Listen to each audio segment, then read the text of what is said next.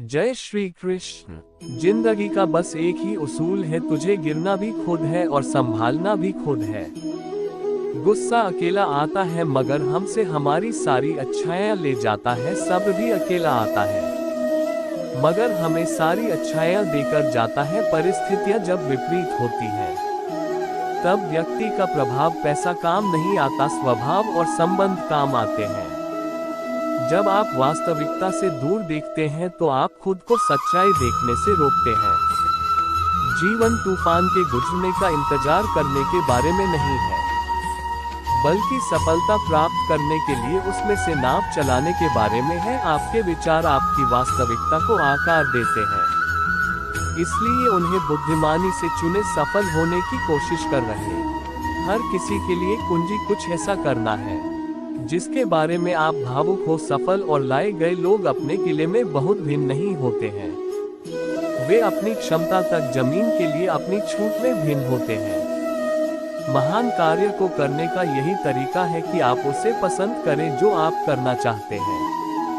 कि यह आवश्यक नहीं कि हर लड़ाई जीती जाए, आवश्यक यह है कि हर हार से कुछ सीखा जाए। सब्र वह वृक्ष है जिसके जड़ें कड़वी जरूर होती है, पर फल हमेशा मीठा ही होता है। अपने स्वभाव को हमेशा सूरज की तरह रखो, ना उगने का अभिमान ना डूबने का डर। कुछ बातों से अनजान बने रहना ही बेहतर होता है, सब कुछ जान लेना भी तकलीफ देता है। शरीर को ठंडा रखे, दिमाग को ठंडा रखो, आंखों में शर्म रखो, जुबान को नर्म रखो, दिल में रहम रखो, क्रोध पर लगाम रखो। हवा को साफ रखो और होठों पर मुस्कान रखो। फिर स्वर्ग जाने की क्या जरूरत, यही तो स्वर्ग है। स्वस्थ रहो, मस्त रहो, सबका का ख्याल रखो, पर अपना भी ख्याल रखो। हमेशा मुस्कुराते रहो, कभी अपने लिए तो कभी अपनों के लिए। मुट्ठी बांधे जन्म लिया है, हाथ पसारे जाना है। इस धरा का धरा पर धरा का धरा रह जाना है। एक नगर में एक धनी व्यक्ति रहता था, हर तरह से संपन्न और सुखी जीवन था। उसका ईश्वर की कृपा से कोई कमी नहीं थी। उस व्यक्ति की 4 पत्नियां थी। उन 4 पत्नियों में से सबसे ज्यादा प्रेम अपनी चौथी पत्नी से करता था। उस पत्नी को कीमती से कीमती उपहार ला कर देता, उसे हमेशा सजा सवार कर रखता था। उस पत्नी के साथ खूब समय व्यतीत करता, उस पर खूब धन खर्च करता। वह तीसरी पत्नी से भी प्रेम करता था। तीसरी पत्नी उसके गर्व का विषय थी। जब तीसरी पत्नी उसके साथ होती तो वह बहुत ही सम्मानित महसूस करता था, परंतु उसे सदैव ये भय बना रहता कि तीसरी पत्नी उसे छोड़कर ना चली जाए। वह अपनी दूसरी पत्नी से भी प्रेम करता था। उसकी दूसरी पत्नी बहुत समझदार थी। व्यक्ति के जीवन में यदि कोई समस्या आती है तो वह सदैव अपनी दूसरी पत्नी के पास ही जाता है, क्योंकि उसको यही लगता था कि वह उत्तम कोटि की सलाहकार है। वह व्यक्ति 4 पत्नियों में से यदि किसी से प्रेम नहीं करता था तो वह थी उसकी पहली पत्नी पर। पहली पत्नी उसे बहुत प्रेम करती थी क्योंकि बहुत ईमानदार थी, उसका बहुत ख्याल रखती, हर अच्छे काम के लिए उसे प्रोत्साहित करती और हर बुरे काम के लिए उसे रोकती थी। पर यह व्यक्ति की दृष्टि में उसका कोई मूल्य नहीं था। उस व्यक्ति ने अपनी पहली पत्नी को ना तो कभी समझा और ना ही उस पर कभी ध्यान दिया। एक बार व्यक्ति बहुत बीमार पड़ गया, बहुत इलाज कराया पर कोई फायदा न हुआ। अभी व्यक्ति का अंतिम समय आ चुका था। उसने अपने 4 पत्नियों को अपने पास बुलाया। उसने अपनी चौथी पत्नी से, जिसे वह सबसे ज्यादा प्रेम करता था, कहा, मेरे अंतिम क्षण है, मैं सदा के लिए अब इस दुनिया से विदा हो जाऊंगा। क्या तुम भी मेरे साथ चलोगी, क्योंकि तुम सदा ही मेरी प्रिय रही हो और मैं जानता हूँ कि तुम मेरे साथ जाने से बहुत खुश होगी। पर चौथी पत्नी ने तुरंत ही उस व्यक्ति को मना कर दिया। वह बहुत दुखी हुआ।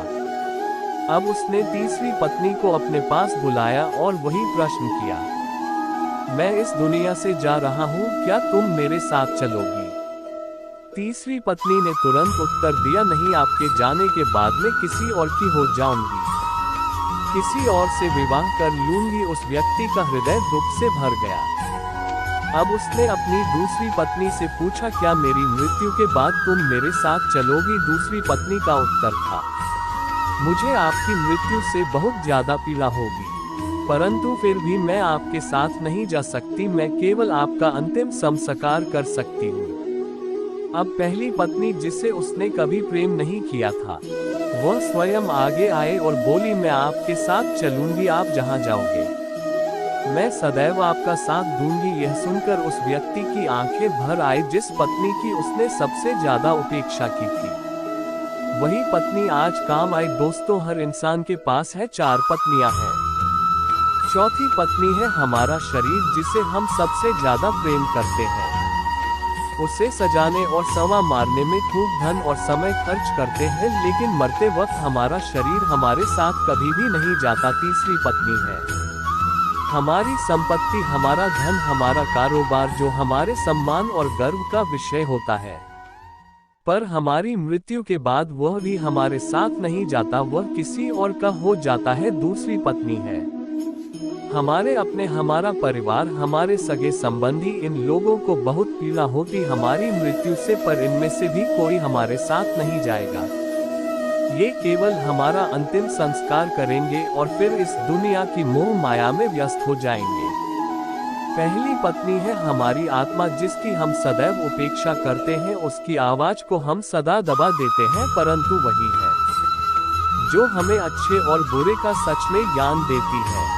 वही है जो हमारे सुख दुख में हमारा साथ देती है। एक वही है जो मरने के बाद भी हमारे साथ जाएगी।